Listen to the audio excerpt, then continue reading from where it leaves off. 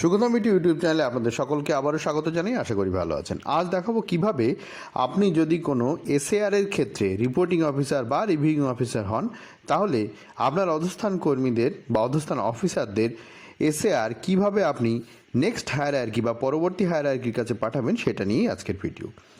তো এটার জন্য প্রথম যেটা আপনাকে করতে হবে, ডব্লিউবি ফিনের ওয়েবসাইটে গিয়ে ডব্লিউবি আইএফএমএসে গিয়ে আপনাকে এই ই সার্ভিস ফর এমপ্লয়ির এইখান থেকে সাইন ইন করতে হবে। এটা কিন্তু অফিসিয়াল লগ ইন, এইচআরএমএস বা এই ধরনের কোনো অফিসিয়াল লগ ইন নয়। আমাদের লগ ইন করতে হবে কিন্তু ই সার্ভিস ফর এমপ্লয়ি। তো ই সার্ভিস ফর এমপ্লয়ি এইখান থেকে আমি লগ ইন করে অলরেডি আছি, ঠিক আছে। দেখুন, আমি যদি লগ ইন করতে যাই আমাকে ওই লগ ইন পেজে আবার নিয়ে চলে যাবে, যে লগ ইন পেজে আমি আছি।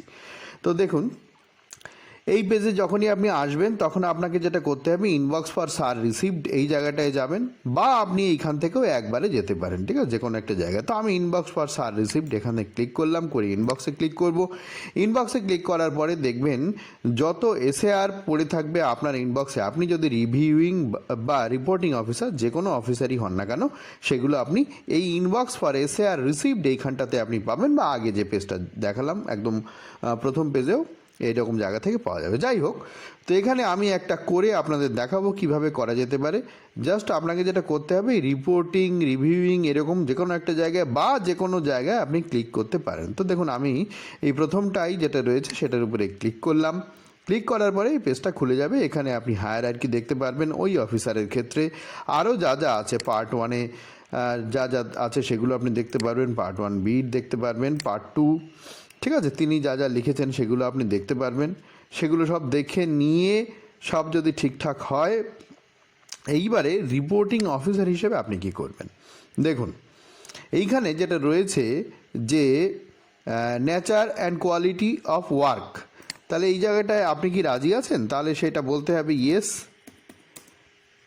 I agree. এইরকমভাবে মোটামুটি করে আপনার অন্য কিছু যদি লিখতে ইচ্ছে করে আপনি অন্য কিছু লিখতেই পারেন, নো প্রবলেম। তারপরে দেখুন কি বলছে, please comment on claim made of exceptional contribution. Exceptional contribution যদি কিছু ক্লেম করেন সেটাতে আপনি রাজি আছেন কিনা, বা কমেন্ট করতে বলছে আর কি। তো দেখুন, এখানে এক্সেপশনাল কন্ট্রিবিউশন কিছু করেছেন কিনা, তিনি এক্সেপশনাল কন্ট্রিবিউশন এনে করেছেন, সুতরাং এখানে কিছুই করার দরকার নেই। ওকে, তারপরে দেখুন এই মার্কসগুলো আপনাকে দিতে হবে। তো মার্কসগুলো, এটা আপনি যত মার্কস দেবেন সেই মার্কস দেওয়ার সঙ্গে সঙ্গে এই জায়গাটাতে সেটা বেরিয়ে আসবে, মানে সেটা কোন গ্রেডের মধ্যে পড়ছে, ঠিক আছে। এই যে মার্কস আর এটা হচ্ছে গ্রেডস। যাই হোক, এটা আমি দিয়ে রেখেছি, আপনারা দেখতেই পাচ্ছেন। ওকে, তারপরে দেখুন সাউন্ড হোল, এই যে যে স্টেট হেলথ, এটা যদি এই জায়গাটা কি লিখবেন, সাউন্ড হেলথ লিখতে পারেন, অন্য কিছু লিখতে চাইলে লিখবেন। ইন্টিগ্রিটির ক্ষেত্রে লিখতে হয় বিয়ন্ড ডাউট। এগুলো কমন একটা স্ট্রাকচারের মধ্যে চলে, মানে কমন গদ আর কি। হ্যাঁ, আচ্ছা, তারপরে পেন পিকচার এরকমভাবে আপনি লিখতে পারেন। হ্যাঁ, তো এটা আপনি আপনার মতো করেও যা খুশি লিখতে পারেন। এরপর যেটা আপনাকে করতে হবে সেটা হচ্ছে রিপোর্টিং অফিসারের ডেজিগনেশনটা এলওবি থেকে চুজ করতে হবে। তো এলওবিতে ক্লিক করছি। ক্লিক করার পরে দেখুন পপ আপ ইজ নাল, এই রকম কথা যখন থাকবে তখন পপ আপটাকে আপনার ঠিক করে নিতে হবে, ঠিক আছে। তো এটার এই যে দেখুন, এই যে অপশান রয়েছে এখানে দেখুন প্রিভেন্টেড, এই যে পপ আপ উইন্ডো বলছে না, এখানে ক্লিক করবেন। যদি এরকম আপনাদের কোনো সমস্যা থাকে, না থাকলে করবেন না বা করার দরকার হবে না, তাহলে এই অলওয়েজ এই জায়গাটাতে অ্যালাউ করে দিতে হবে, অলওয়েজ মানে অ্যালাউ করে দিতে হবে, ঠিক আছে। দেখুন, যেই অ্যালাউ করে দিলাম সেই আমার এই এলওবি ক্লিক করলে যা আসার কথা সেগুলো চলে এলো। ওকে, আসবার পরে এটাকে একটু বড় করে নেব আমরা খোঁজার সুবিধার্থে, নাহলে খুঁজে পাওয়া যায় না, বুঝতে পেরেছেন। এই প্রচুর ডেজিগনেশন আছে এখানে, খুঁজে পাওয়াটা মুশকিল। এখানে পুরো পেজটা কিন্তু এখনও আসেনি, একটু সময় লেগে যায়। দেখুন এই যে ট্রান্সফারিং ডাটা এই কথাটা দেখাচ্ছে এই নিচের দিকে, পুরো পেজটা এখনও আসেনি। আসলে এখানে সার্চ করার অপশান আপনি পাবেন। এই দেখুন, এবার সার্চ করার অপশানটা পাওয়া যাচ্ছে। এইবারে ওই ডেজিগনেশনটা আমি এখানে লিখব, টাইপ করব। দেখুন ক্লিক করছি, টাইপ করতে এখনও দিচ্ছে না, একটু সময় নিচ্ছে। এইরকম সমস্যা আপনাদের ক্ষেত্রেও কিন্তু হতে পারে। এইবারে হলো, তো আমি প্রথম কিছু শব্দ লিখে দিলাম। দেখুন চলে এলো chief medical officer of health. এখানে ক্লিক করলাম, মানে চেকবক্সে ক্লিক করে এখানটাতে সিলেক্ট অ্যান্ড ক্লোজ করব। সিলেক্ট অ্যান্ড ক্লোজে ক্লিক করছি। দেখুন এখন নিচ্ছে না, একটু সময় নেবে, এই বলেছি আপনাদের একটু সময় নেয়। তারপরে দেখুন, তারপর একটা বলছে office of the reporting officer, অফিসটা কোনটা সেই অফিসটা এখান থেকে সিলেক্ট করতে হবে, ঠিক আছে। এখানে যদিও নিচে এই অফিসটার কথা লেখা আছে, তবু এখান থেকে আপনার কিন্তু সিলেক্ট করতে হবে।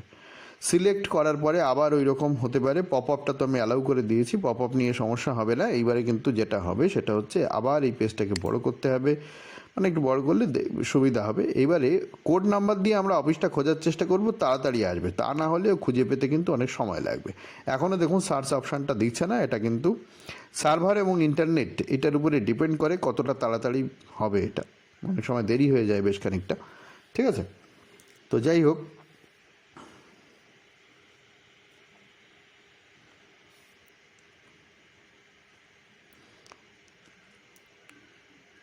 দেখুন একটু সময় নিচ্ছে। দেখুন নিচে এখনও কাজ হচ্ছে, মানে আসছে, ডাটা ট্রান্সফার হচ্ছে, সময় লাগছে একটু। তো সময় কিন্তু লাগবে, একটু অপেক্ষা করতে হবে, কিছু করার নেই, ঠিক আছে।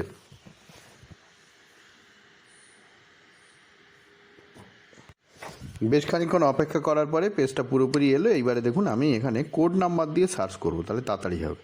এই দেখুন টাইপ করছি, তাও নিচ্ছে না, মানে সময় নিচ্ছে আর কি।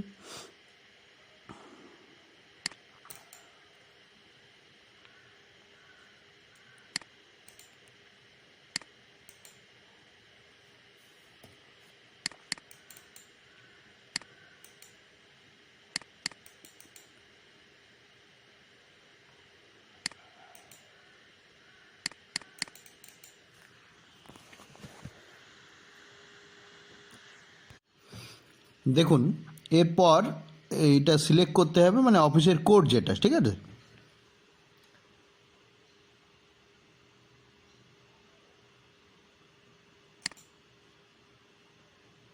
এইটা আমি সিলেক্ট করে দিলাম, একটু সময় নিচ্ছে দেখুন।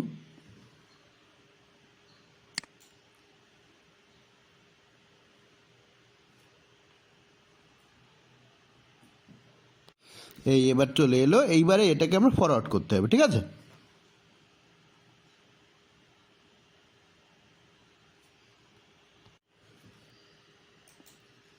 এই সেভ অ্যান্ড ফরওয়ার্ডে ক্লিক করলাম, এটা কিন্তু হয়ে গেল, ঠিক আছে। তো এইভাবে আমাদেরকে এসএআর ফরওয়ার্ড করতে হবে, মানে রিপোর্টিং অফিসার থেকে রিভিউইং অফিসারের কাছে কীভাবে পাঠানো হয় এইরকমভাবেই করতে হবে, ঠিক আছে। আজকের ভিডিওটা এই পর্যন্ত, কেমন লাগলো জানাবেন। আরও কিছু যদি কিছু প্রয়োজন হয় অবশ্যই কমেন্ট করে জানাবেন, চেষ্টা করব প্রোভাইড করা। ভালো থাকবেন, আবার দেখা হবে পরের ভিডিওয়ে।